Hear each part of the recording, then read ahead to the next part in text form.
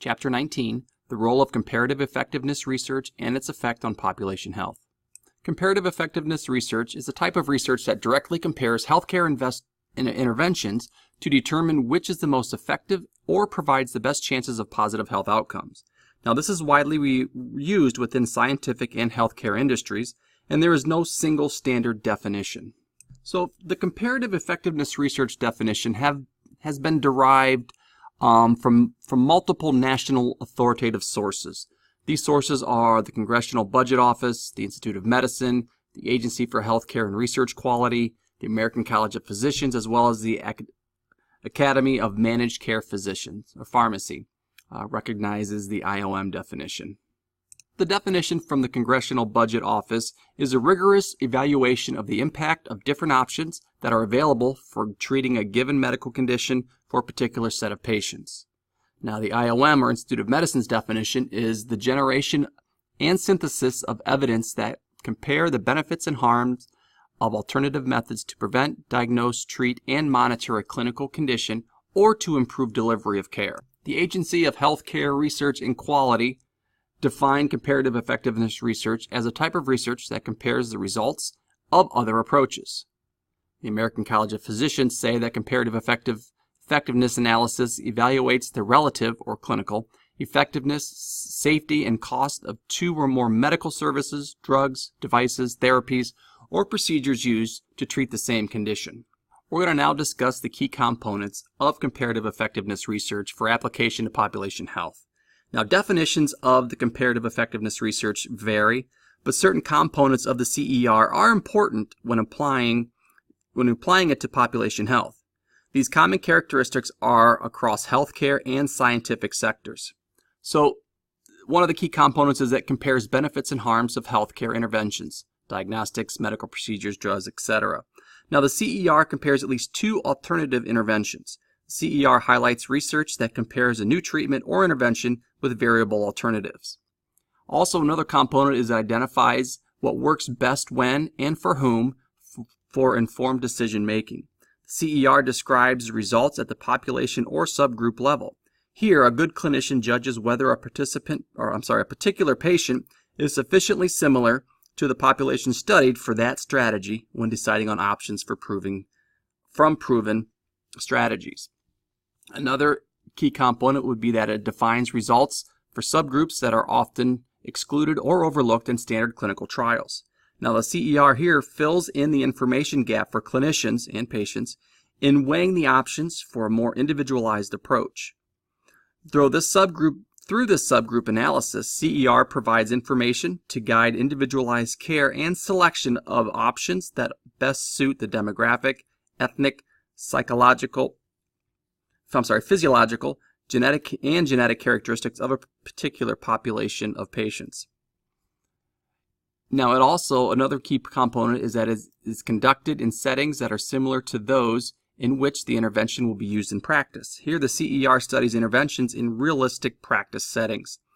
This helps to collect real-world data. CER should reflect actual practice settings as much as possible to ensure that the results are generalized and applicable.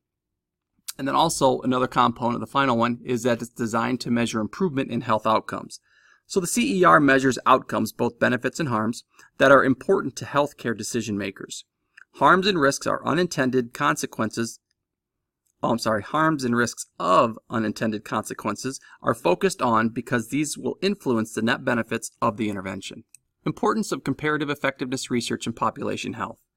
Now we're going to discuss a little bit about the limitations of randomized controlled trials. Now, all clinical trials are limited by the intrinsic methodologies and circumstances under which they are conducted.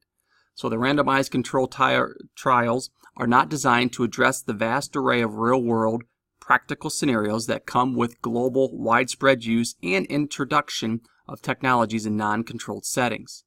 It's also viewed as the gold standard for proving efficacy of an intervention.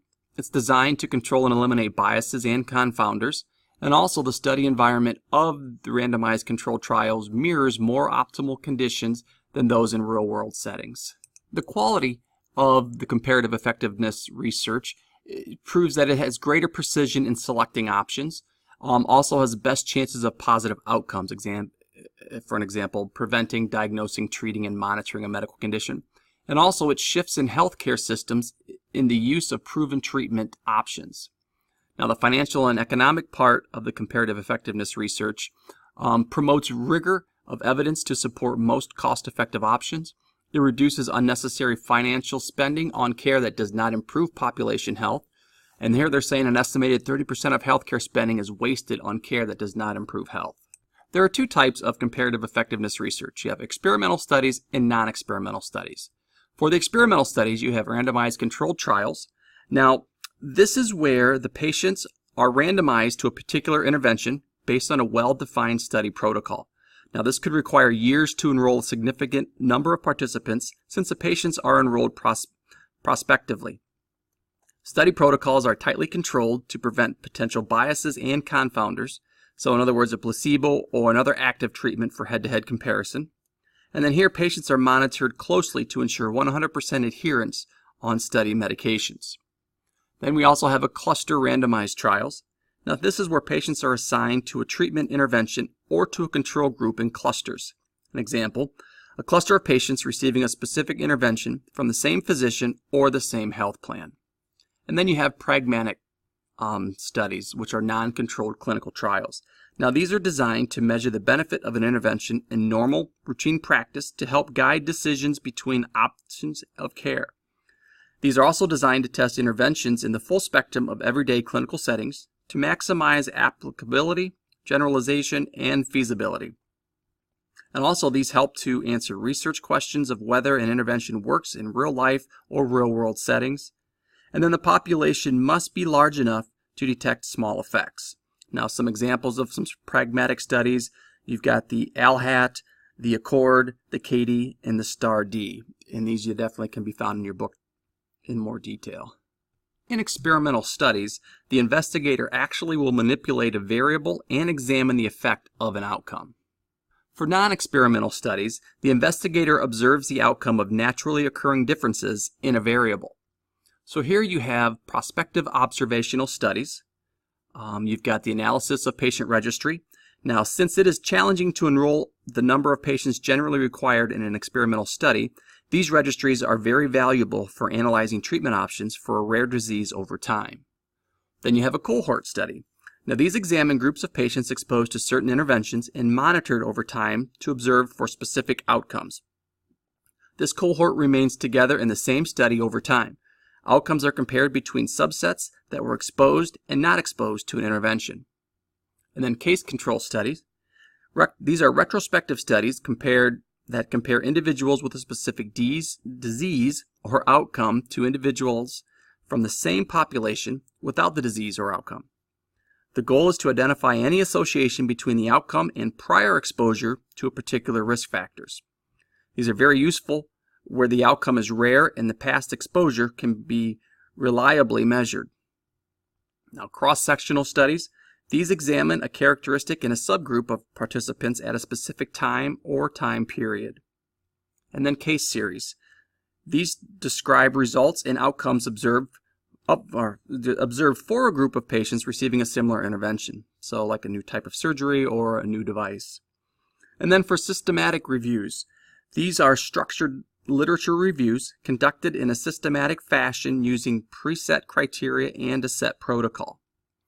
Meta-analysis is used in a systematic review to combine results from multiple studies for a quantitative synthesis and summary of data that allows inferences to be made and applied to a population of interest.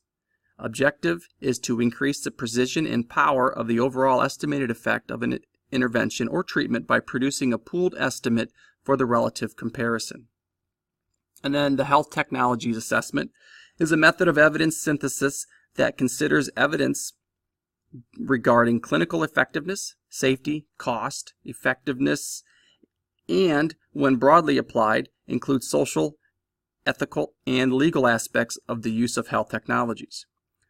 This is a major use for this is for guiding reimbursement and coverage decisions.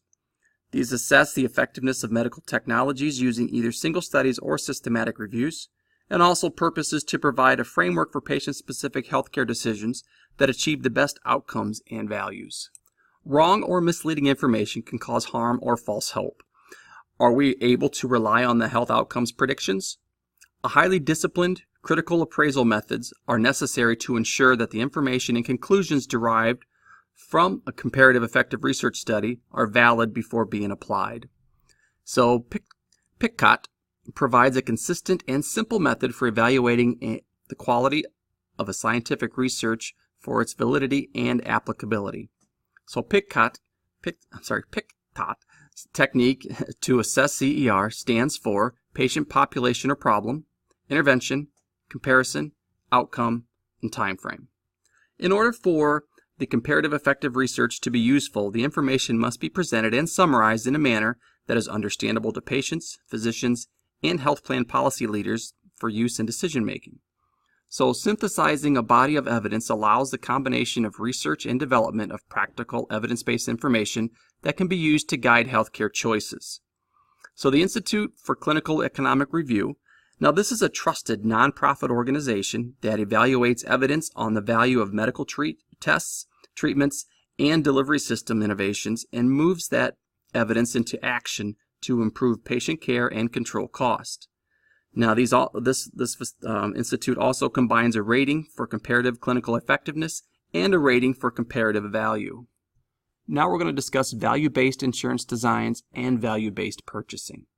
The value-based insurance designs, it provides incentives, such as copay reduction deductibles, that steer health plan enrollees to treatment options identified to have better value and positive net health outcomes. And then for value-based purchasing, this places responsibility on healthcare provider to demonstrate outcomes. This may include measuring and reporting comparative performance, paying providers differently based on performance, and also designing value-based insurance designs that complement. So to summarize the comparative effectiveness research, we know that it fills knowledgeable gap where few robust studies are available to compare different treatment options in different subpopulations.